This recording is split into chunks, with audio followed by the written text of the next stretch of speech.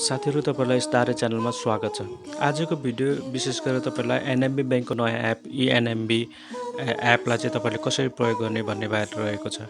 Apps त तपाईहरुले download गर्न जानि नै हाल्नुहुन्छ, प्ले स्टोरबाट तपाईहरुले सिम्पली डाउनलोड गरि नै हाल्नुहुन्छ, तर त्यसलाई प्रयोग कसरी गर्ने भन्ने बारेमा तपाईलाई छोटो मिठो तरिकाले सिकाउन गइरहेको छु। तपाईले के गर्नुपर्ने, एनएमबी एप्स डाउनलोड गरिसक्नु छ भने त्यसमा तपाईले एनएमबी एप्स खोल्दाखेरि तपाईले त्यहाँ देख्नु भएको जुन अप्सनहरु छ त्यसलाई तपाईले कसरी प्रयोग गर्ने भन्ने बारेमा तपाईलाई सिकाउन गइरहेको छु। तपाईले सिम्पल के गर्नुस् भने ओपन गर्ने बित्तिकै तपाईले त्यहाँ दुईटा अप्सन आउँछ। तपाईले त्यो दुईटा अप्सन मध्येमा एउटा अप्सन छान्नुपर्ने हुन्छ मसँग खाता छ भन्ने छ, जुन अंग्रेजीमा तपाईले त्यहाँ देख्नुहुन्छ। तपाईको एकाउन्ट छ भने एकाउन्ट छ भनेर गर्नुपर्ने हुन्छ र त्यसपछि तपाईले त्यसको टर्म एन्ड कन्डिसनलाई एग्री गर्नुस्। त्यसपछि प्रिमियम र स्ट्यान्डर्डमा तपाईले प्रिमियम चाहनुस्।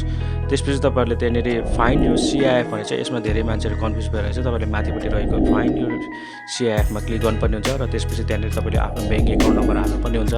त्यति हालिसकेपछि तपाईले त्यसलाई सबमिट गर्नुस्। त्यो सबमिट गरिसकेपछि तपाईले यदि तपाईले खाता खोल्दाखेरि जुन एकाउन्टमा मोबाइल नम्बर दिनुभयो थियो त्यही मोबाइल नम्बरमा तपाईको SMS आउने छ CIF नम्बर। त्यो CIF नम्बर तपाईले त्यहाँनेरि हाल्नु होला।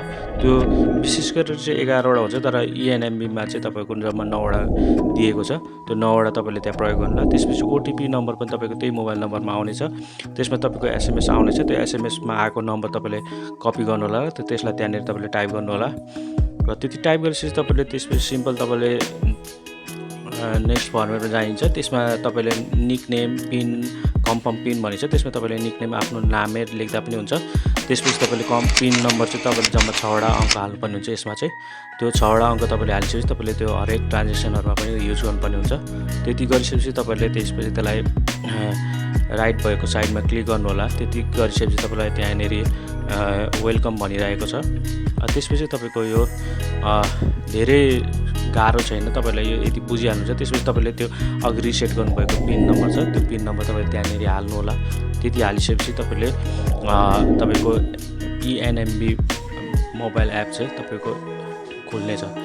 तपाईहरुलाई आजको भिडियो कस्तो लाग्यो, राम्रो लागेमा प्लिज तल कमेन्ट बक्समा प्रतिक्रिया पनि दिनु होला र साथै नयाँ साथीहरु हुन्छ भने तपाईले प्लिज सब्स्क्राइब गर्न नबिर्सिदिनु होला। Thank you.